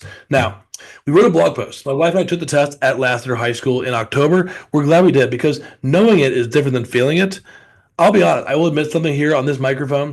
On the old ACT, could I finish the math section in half the time? I have a video. I have this thing that we use with kids to train them in the math section. I did it on the old test. 28 minutes out of 60. Still got a perfect score. On this new test, you can't sandbag. You can't ace the easy ones and hoard that time for a rainy day. So intellectually, it's not that different, but it was very for me. And this sounds very kumbaya, but trust me, like for me, standardized tests like me. I like them. It's always been that way. I finished with barely any time to spare on the ACT, on the new one. Now, is the curve still nice? You can miss a bunch just like before. Yes, it's fine. But if your student is used to the pacing of the old test or has been practicing with some random old books you have from your older sibling, you got to use new ones because the pacing is all off. So read that blog post or if you're especially your students taking the February or the April ACT, read that blog post. It's pretty important. So yes, my wife and I both got twin 35s. And that is ChatGPT's generous rendering of me. Now, one of the most popular shows on Netflix is actually about the digital ACT. The ACT, whereas the SAT is fully digital, no choice. The ACT allows you to pick paper versus computer. And one of the most popular shows is about the digital ACT on Netflix. It is called Nobody Wants This. So, fun joke, because nobody wants this. If you care about your pocketbook or your child or both, no one should ever let anyone they care about in life take the test on the computer. I hope to be retired before the ACT goes fully digital. I'm sure that 10 years from now they will, 20 years from now, whatever.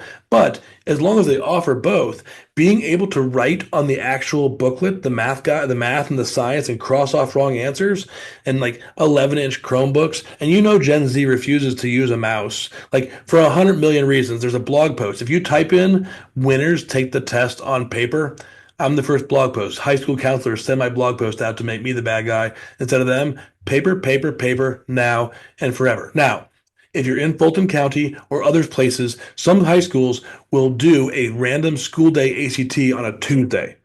If your school pays for it, they can pick which format. It is what it is. So just try for the best. It counts. It's super scores, but willingly, when you have the choice, paper, now and forever. Now, why you take mocks early, there's only 7 test dates each year, and the average kid takes the test 3 times, and there's conflicts. Our student from Milton High School, one of our favorite students of all, he said, please use me as an example, because I'm an idiot. I hate myself. Like, that's the actual quote. I said, what do you mean? So this guy, and I can tell this story. It's been long enough. It's okay. Anonymous enough. He had a great sense of humor about the whole thing, because he quit. And he quit taking the test and waited till second semester because the coach encouraged him skip so you can be supportive and come to game film or do whatever. He missed the August, the October, the November, and the December SAT because of football.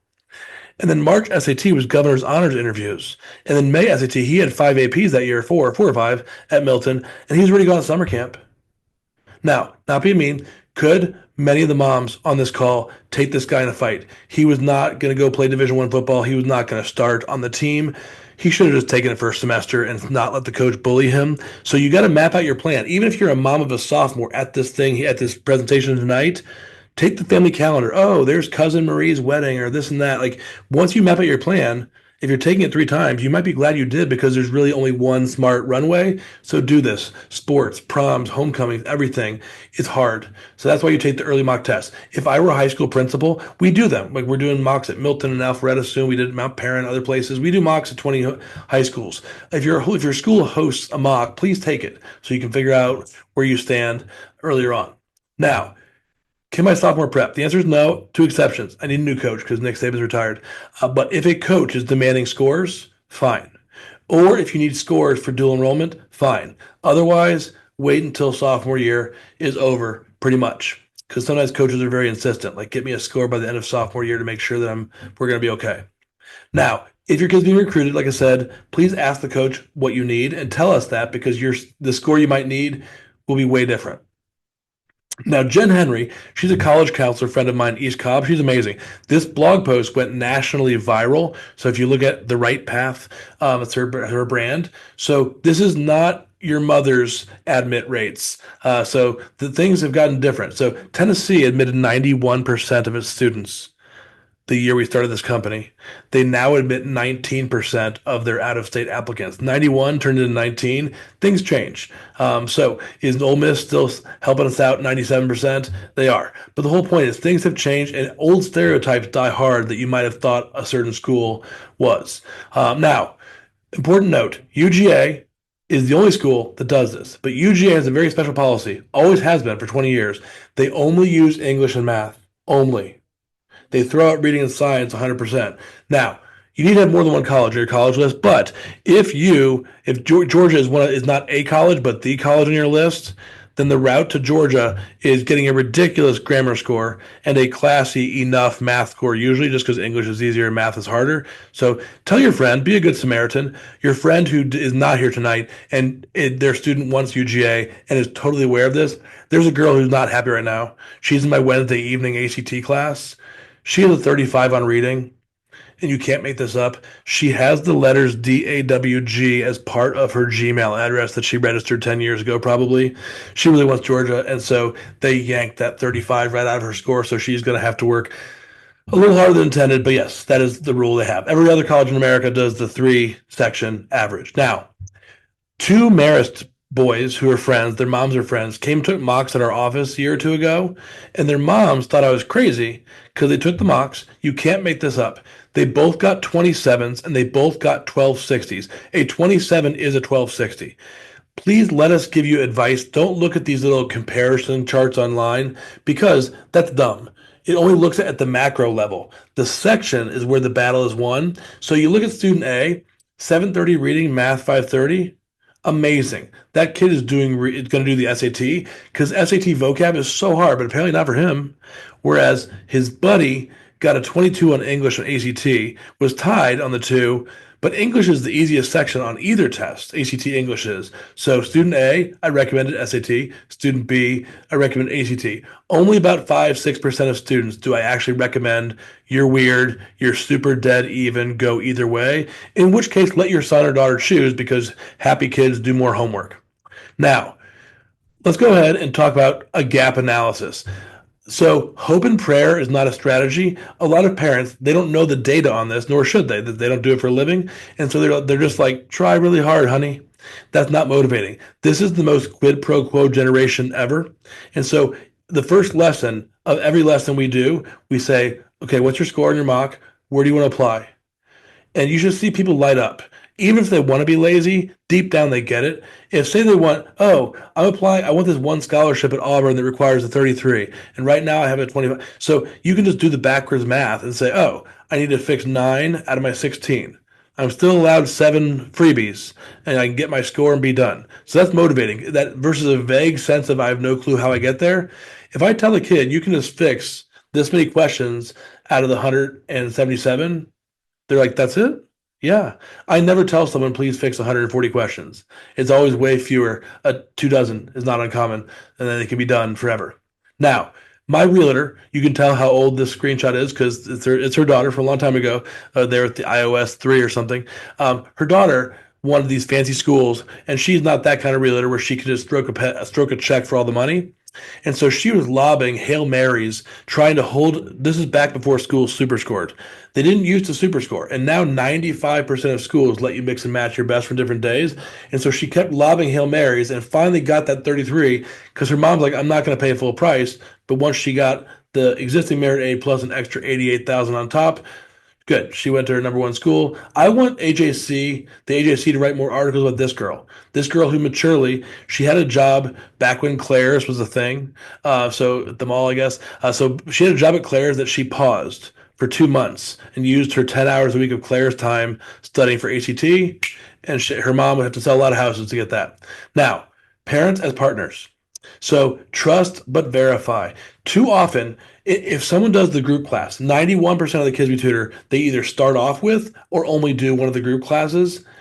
They've been assigned the entire book, the entire green spiral. So in theory, they should come to the first session with everything done. Too often, I open the first page of the first test, and that face right there is what I see. That face means, so Jeremy, you went at 3 points on the ACT despite just listening and caring during class, but not doing a single bit of homework. Sorry. Like, it's not magic. So when the scores come out, will we see a range of plus half a point to plus 12 and a half points? Every single ACT test date and equivalent of SAT, they all get the same tools. It's just reps, whoever wants it. We will kill trees, kill electrons. No one's running out of tests, but it's just reps. This stuff's not magic. What's funny is, like, sometimes moms are just like, help my daughter. And dads are like, this is an IQ test. If it were an IQ test, no one's scores would ever change, and we'd be out of business a long time ago. It's commas, it's rectangles, it's putting in the reps, is what it is. And we always publish the homework transparently so parents can help us be little miniature policemen and make sure that homework's happening. No surprises. As long as parents check in once a week for 2 minutes, you're going to like your score. Or put differently, what if Schwab had a button saying click here once a day for $1,000? That'd be a really popular button. That is no different than please check in once a week on your kid's homework completion. You won't be sorry. Now, let's talk about this. Please plan for your goals. So do not prepare for both tests. Some high school counselors tell you to do so because they don't want to get blamed. I get it. It's a stressful job, but no one has time. So it's better to be varsity in one sport than JV in two, is what we say. That's why you take the mock tests and just ride the stronger horse until you're done. And we can give you a smart plan of intensity to help you get the score you need on your better test. So for example, what if someone studies really hard and goes from a 22 to a 27?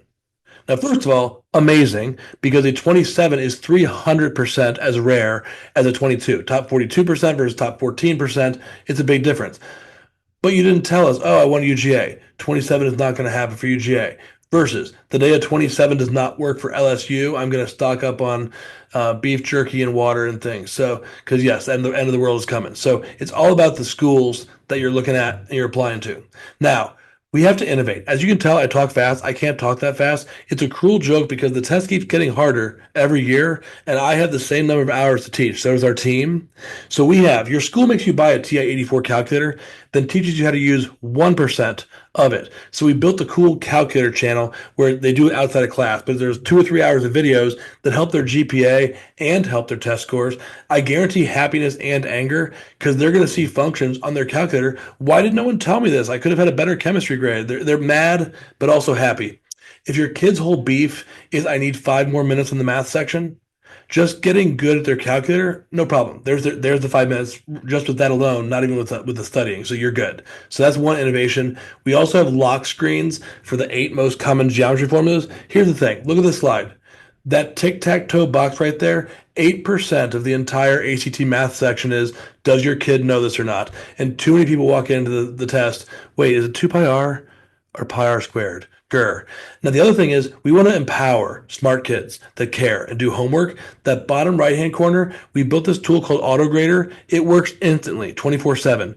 If your kid enters their answers from the homework, it emails a beautiful PDF to me, to you, mom, and to them. And so you can see how things are progressing. So that's made that to make kids happy and to make it easier to study.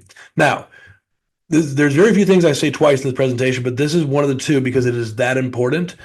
Math is everything. Math is the tail that wags the dog. If you are in Algebra 2 as a sophomore, as soon as sophomore year is over, ollie oxen free, take the test whenever you want.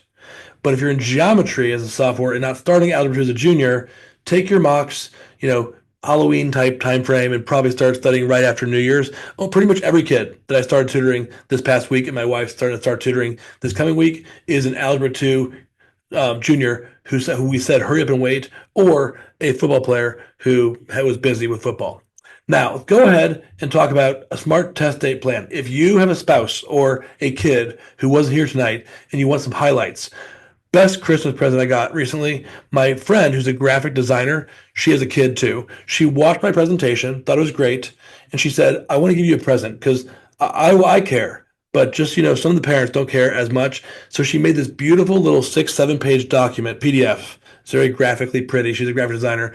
EdisonPrep.com/sophomore has, if all you do sophomore year is read that for the timeline and the highlights, what can I do sophomore year to not be stressed out come junior year, then you've done a great job. But pretty much just get the mocks done. Don't be dragging it out past Labor Day, past Halloween, past whatever. Because to give you an example, here we are. It's January 6th. If a mom calls me today, January 6th, of a junior, all the ACT classes have started. We just opened a brand new SAT class this morning for Sundays because the other 3 SAT classes already got full. Not just us, but any tutor that I recommend you to, they're already full, like a doctor's office, for X weeks out. And then you start hitting spring break. Is private school spring break always the March SAT? Is the April ACT always public school spring break? Is AP exams right near the May SAT? There's all these conflicts, so please get the mocks done early. Now, why we say only use real tests, this is not made up. These are all real tests. So within a 2-year span of each other, all 4 of these questions occurred on the ACT. If your student is smart, but they are a worrier, imagine if they did the problem on the right-hand side on Wednesday and then walked in Saturday and saw this other one. This feels like cheating. The ACT is lazy sometimes. There's only so many ways to write each problem. So they might just say, hey, Bob, let's chop off one row and print the same problem from last year. So that's why you don't use fake tests, no Kaplan tests, etc. Real tests only is the way. Now, risky advice. Don't get mad at me. Hopefully there's no high school counselors attending this, but I would still say it, even if they were here, because you are the client and it's also just truth. So many people hear this rumor, oh, just take the test cold mid-junior year, specifically February ACT, March SAT. One, that pollutes your record. You can delete your ACT, you cannot delete your SAT, and some schools like Georgetown do make you send all your scores. Plus it costs money, and then you have to wait for your test. And then it pollutes it. And then by the time scores come back, not just us, but most tutors are full, and you're dragging it into senior year. This is lethal.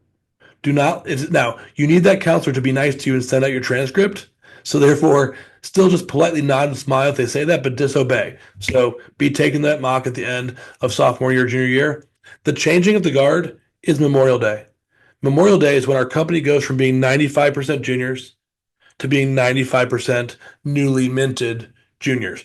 Ethically, every plan I design tries to get people done by the June test of junior year. So senior year tests are legal, but they're often stressful because you have homework, sports, college essays, college applications, plus SAT, ACT. It gets kind of janky. So you'll love yourself. You'll have such a much more blissful household with fewer slammed doors if you can map a plan out that has a very high likelihood of killing it off for these tests by the June test. Now, if your student's sitting next to you, there's book smarts and there's street smarts. Some of the worst ACT math tutors are high school math teachers. They're not bad people, but it's like being a priest by day and a rabbi by night. It makes no sense because school teachers say, show all your work. Let's be abstract. No calculator allowed. I say beg, borrow, steal, show work, don't use calculator, don't just go. Run as fast as you can. Be clever. Book smart, street smart. So if your kid's a goody two shoes, they will have to learn to be a little bit more video game-esque, clever, haha, book smarts meet street smarts. Because if your kid's sitting next to you, look at the top right corner. We know, your kid knows, that SOHCAHTOA, sine, has H in the denominator. So can we see that the H is 26? We also know cosine has H in the denominator. So we also needed 26 in the denominator. Wait a second. How many answer choices even have a 26 in the denominator? Just one. In school, guaranteed your kid would have to draw these triangles and do Pythagorean theorem and take 90 seconds. If you learn how to look at it the right way, I'm not that fancy. I have friends who are far smarter than I am, But why was I able to finish the test in half the time and still get that 36 on the old test? Because of stuff like this. You got to know your formulas and you can see fancy footwork with just a little bit of practice. Now, please, I beg of you, do not be the person who preps during the summer and then life happens or football season happens and you wait. You take it freshly right after you prepare. Consecutive tests, momentum matters. If someone does July and then waits till February, it's like an old NFL player that tries to unretire. It's like, go home, man. You're never going to get back to where you were. So you take it back to back to back, pow, pow, until you're done, and then super score and enjoy. Now, optimal preparation, like I just mentioned, the golden rule is finish by the end of junior year. One, because of stress, but two, because of rolling admissions, housing deadlines, merit deadlines, early decision deadlines, early action deadlines, all kinds of deadlines. It's just like test optional. It's legal, it's risky. Taking the test December of senior year, it's legal, but you've already missed out on Auburn's merit aid deadline, all kinds of things. So do it early. Try to get done by the June test if you can. Now, also, you can take the test anywhere in the United States of America on a Saturday or a Sunday for the ACT, just Saturday for the SAT. So if you are that person who in April is in spring break down near 30A in Florida, half our students every year take the test in April at South Walton High School right next to 30A. So internationally, you can't do it. But if you're out of town or at grandma's house, Saturday, Sunday, anywhere in the world, anywhere in the nation is totally fine. Don't let that be a reason to drag out the tutoring extra, or the testing extra months. Now, please get the right calculator. So if your tutoring budget is $100, please do not hire us. Simply buy the right calculator. It's the same calculator you need for all of high school, and you're going to use it during college too. 90% of Atlanta has been using these since middle school, so most of you have them. Any 83 or 84 is totally fine. If you have an Inspire, the answer is no. The Inspire inspires low scores. Now, all of our kids from Lovett have a NumWorks calculator. Don't do it. And I know that Lovett kids also still have their 84 in their closet because that's the right calculator. It's the best calculator ever invented. I couldn't get a 36 with the NumWorks calculator. I threw it across the room. But yes, not a TI-30, not a TI Inspire. 84 is the best. And if you want to get one used, if you go on the Nextdoor app and say, hey, I'm looking for 84. I had a mom in Dunwoody get one for $30 last month. That is not what they cost new, but just get one. Because if you don't have this, you're essentially bringing a butter knife to a gunfight because everybody else is using these, and you can gift yourself time and points and everything. So you got to get that done. Because look at this question. Now pay attention. The left-hand side, this is problem 54 out of 60. It goes in order of difficulty. So this is supposedly the sixth hardest question. If you know what you're doing, you can type it right into the y1 equals, hit graph. Look at the bottom. Isn't there a hole from 1 to 3 based on those dots? Look at answer K. Isn't there a hole from 1 to 3? That's why you have to get good at your calculator. This is why your math teacher at high school would not approve of this. They want you to factor it and do quadratics and all that. Don't do that. Do this. So book smarts, street smarts are different. Now, the parent's role in preparation, student motivation is number one. But parents checking in, homework completion, etc. Now, I'm going to get some people in trouble here.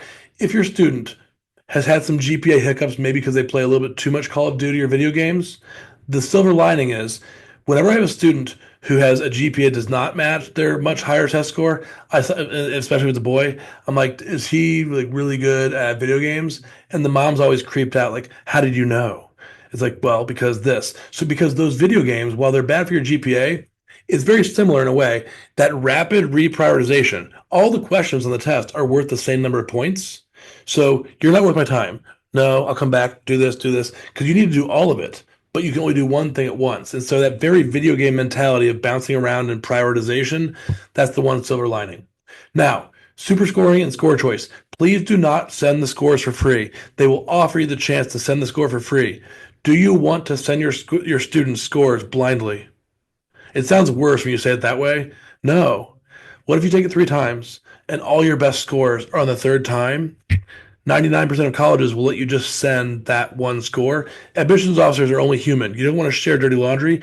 Wait till August, right before senior year, when you know your final list and your final scores, and then you can send it. But don't send it if you can avoid it. Now, Like I said earlier, SAT, ACT is one part of the puzzle. Academic tutor, we do SAT, ACT for 90% of what we do. We also do academic tutoring for, math, science, all the sciences, language, English, other things. So we're happy to help with those. But we can also refer, like I said, to college counselors, to CPAs, to for other things. So feel free to reach out. Takes a village, for sure. Now, one brief thing about us. We are seen as weird at least in the Atlanta community, in that my wife jokes that it's probably my Catholic guilt. That's probably partially true. That has me not recommend that everyone do pure private tutoring. Obviously, we would make more money recommending pure private tutoring. But for most kids, the kid I signed up right before this meeting started tonight goes to Lakeside, had like a 24, 22, 23, 23 on the ACT. For that kid, the first 14 hours of the group class is going to look like the first 14 hours of private. There's no way to make it faster in terms of there's this many grammar rules, this many math formulas. And so mom was worried, like, I want Georgia. Should we just do a bajillion hours of individual? He's doing my Wednesday evening class that starts tomorrow. And I guess Wednesdays are good for him in general. And so he's going to do that. And then he's going to do a little bit of fine tuning also on Wednesdays one on one between the February and the April. So class before. So that's what we call hybrid. So about 10% of our kids, 15%, it's a little higher now, 15% do pure private, and about 30% do just the class by itself. But a slight majority of our students do hybrid because, like I said earlier, no one takes the test just once. If the worst $40 you spend in high school is you register for the test twice, you should always register for two tests, right? You sign up. If you kick too much butt too quickly and get a perfect score on the first test, that's a good $40 to waste. But lock it in, register for two tests, and make a plan. Think of yourself as I'm a September, October tester, or I'm an October, December tester. You're a 1-2 punch of two adjacent test dates, and homework is key for all three routes. Now, there's always one parent who the first thing they ask is, well, who should do private? Personal preference, if you just want to, or you're a ballerina who has a crazy schedule and there's just this one time per week you can do it, or if you're lopsided, or if you're super high scoring or super low scoring. Then yes, those people sometimes choose to do pure private and should, but or personal preference. But most people could thrive, and we track data because I'm a nerd. Hybrid kids go up more. Hybrid kids actually do go up more than even those who do pure private, despite spending about half as much. I shouldn't admit that, but I'm a candid guy. But that makes sense because you essentially, I didn't notice at first, but when you track the data, it makes sense. Because think about it, what is hybrid doing? You're taking a kitchen sink approach, covering all your bases. And then the private is, okay, you've done everything. Let's see what apparently did not stick. So it makes the privates hellishly focused and efficient because you already covered all your bases for the easy, low hanging fruit. So that makes sense in retrospect. Now, I'm the hired gun. I'm paid to help make the numbers go up. But if you can't tell by now, really, I just want people to think I'm funny. So I try to make it fun, but it has to be fun because kids might not do homework. So in case they don't do homework, it has to be fun. I teach the same way I do this presentation. So I bank on every class I teach, I get at least one or two parents before the night is out emailing me something like this because it has to be. Because here's our secret sauce. I'll admit our secret sauce is this. It's we are part teacher, part stand-up comic, part Tony Robbins motivation, because kids don't want to study. And so let's motivate them why to study. Get in, merit aid, etc. Here's the content knowledge, and let's make it fun. If you can do those things together, that's where the magic happens. And so that's plus I want to enjoy my job. I don't want to be bored. I want to have fun. So it makes sense for everybody. Now, there's a bunch of testimonials. If you're curious, on our page, edisonprep.com/results has plenty of those. And most of you are here tonight because you have a friend who's worked with us or your older sibling did or something. Now, free resources. Our blog is great. Please use it. You can follow us on Facebook and Instagram. We post helpful things like, hey, the Common App's open, FAFSA's open, etc. Now, that blog post, think back to the Walton example where I was on that podcast that went viral, 250,000 downloads.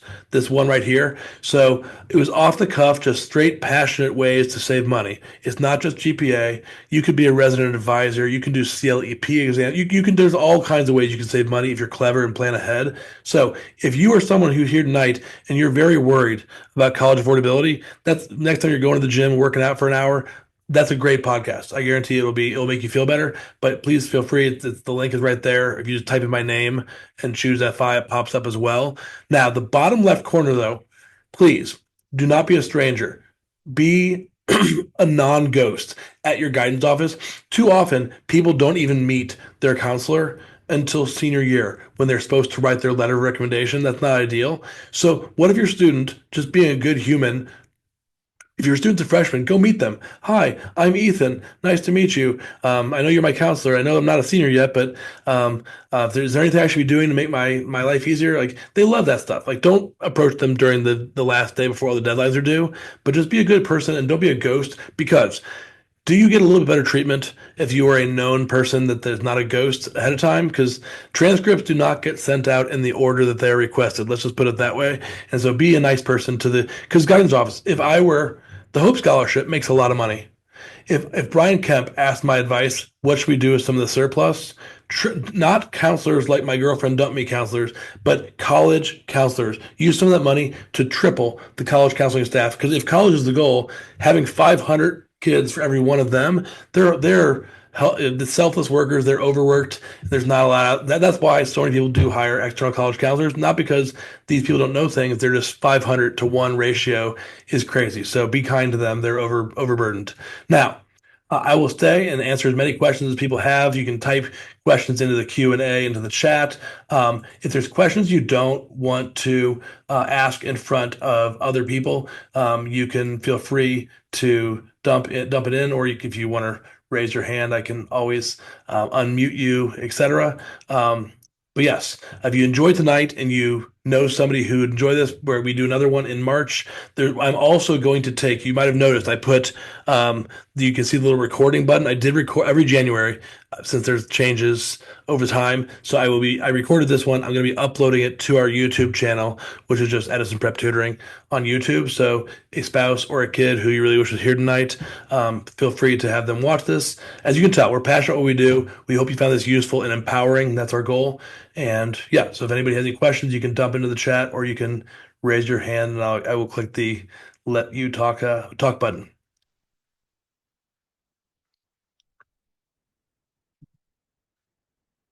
One person did somehow have my phone number and texted me at my phone instead of the chat box. Great question. Jonathan asked, is it better to take AP or IB classes? And the answer is it depends. So listen very closely. If you are someone who is applying to, let's call it below the level of Auburn, then then taking dual enrollment classes is actually smarter because you have guarantees going to transfer into Georgia Southern and do this and that. But if you talk to elite colleges like Northwestern and things like that, they'll say a polite version of like you guys know how it is. Is the competition a little more fierce in the AP US history class at Riverwood High School than at Georgia Perimeter's History 100 class? That's an awkward thing to say out loud, but of course it is. The competition is not exactly the same. So the more prestigious schools you're fighting for, AP is a little better. Plus, if you're doing well, you should be able to get a good enough score to hopefully get credit. But I say that I have a student who became a nurse practitioner right around the time that she could buy a beer because she walked into Georgia Southern almost as a sophomore with all this dual enrollment stuff and did all this cool stuff. And she went straight. She graduated early, but stayed there and did nurse practitioner stuff. So Natalie's question, yes. Can I schedule a meeting with you to go over mock ACT, SAT results? Part of what's included in the free mock tests that we do is Oh, so yeah, there we go. So part of what we do with the mock tests is afterwards we send you the email that says here's your score, has a beautiful score report and what your scores are and what it means. And then yes, we do free consults. That's all we do while kids are hiding at school all day. While we can hide from them while they're at school all day, we end up doing consults and answering questions that parents have. Now. Another person asked the question, I registered my sophomore daughter for the SAT in May. She'll be finishing Algebra 2. Schools will not see scores right unless we send. Now, the only college in America that makes you send all of your scores is Georgetown. They've been that weird person for a long time. So it doesn't, I mean, at 90, maybe there's another college, the University of Northern Nebraska, who knows, but pretty much just Georgetown. So they will make you send it in theory. Otherwise, at 99% of colleges, it does not matter. They all know they all worship at the altar of the U.S. news rankings, and so they're happy to super score and usually and count your best score so they can look good in the rankings magazines. Now, Jenny had a great question about, are there any additional considerations for kids who have accommodations in 504 plans who get extra time at school on SAT or ACT? Now, I am going to type this in the chat box. If you are a student who does, or a family who does have a student who has accommodations, you'll want to write down this URL that I just put up there. So I made this because I send this URL every single day. So the short answer is this: if someone gets approved for extended time on both tests, it is an industry standard rule, not my rule, but any professional tutor that I respect has an instant rule that ACT wins by default. Because think back, what I said was, what makes the ACT hard is kids can't finish in time. What makes the SAT hard is they already give you a ton of time. It's just they have really fancy vocab and abstract stuff. So not surprisingly, kids who have extended time, like let's take the cottage school or some of these schools at Mill Springs where a very high percentage of students have extended time. I have a friend who works at one of those schools. It's kind of funny, kind of blunt, but it's fun. It's not wrong, where at the beginning of junior year, they more or less say in so many words, this is the school you go to, you're taking the ACT,